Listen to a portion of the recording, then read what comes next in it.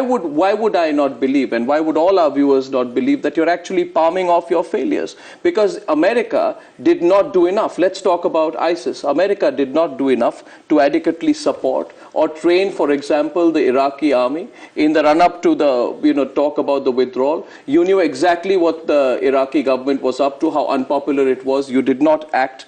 And you could have preempted, and there was a serious miscalculation in the entire American invasion on Iraq. The reason I'm pushing this point is because it has a complete parallel to what is happening in Afghanistan and Pakistan and India, where you speak of an ideological framework, and Obama also spoke about an ideological framework and the fact that we have to strike not just at the terrorists, but at the ideology that drives these terrorists, right? But the people who push that ideology in South Asia are the Haqqani brothers, is the Lashkar-e-Toiba, and for years you allowed the ISI to back them. 2 quick points as I push back.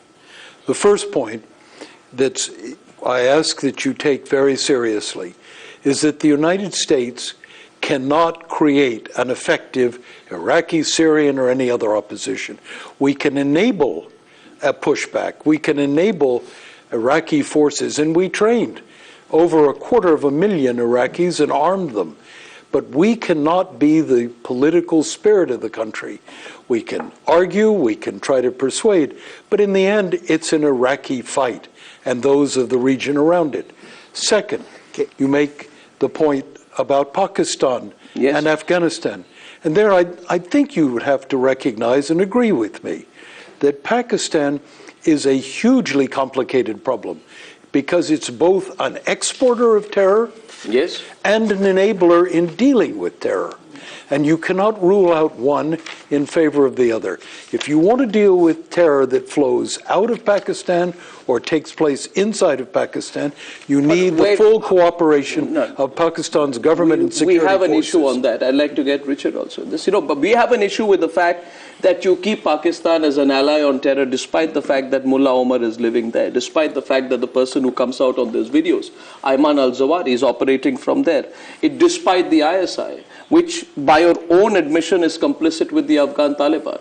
So, I find today, and this was the general observation, I don't know what the observation in America is, but the general observation, at least in India and large parts of the world, is that Obama has suddenly woken up to the fact that he's cornered. In the last few years of his presidency, he finds himself in an extremely uncomfortable situation. He's stepping up to the plate and telling the world, come and help me. And people like, in India, countries like India will say, why would we want to be with you here? Because you've not been sincere enough on our concerns. Richard, is that a wrong way to look at it? I think President Obama is working very hard to avoid the mistakes of his predecessor. And this is what happens in wars. You fail. You take defeats, and then you learn again. After all, the Western countries very nearly lost the Second World War and bounced back. That's right. I think that what President Obama is doing is saying, this is a long fight. It's an indefinite fight. It will go beyond his own term in office. But he is going to fight this as a limited war, taking limited risks, and he is not going to turn this into another total war, which is what it was presented as back in 2001. And I think that President Obama is balancing fierce domestic pressures with very, very serious global threats. And I think he's walking the best line he can in a very, very difficult time.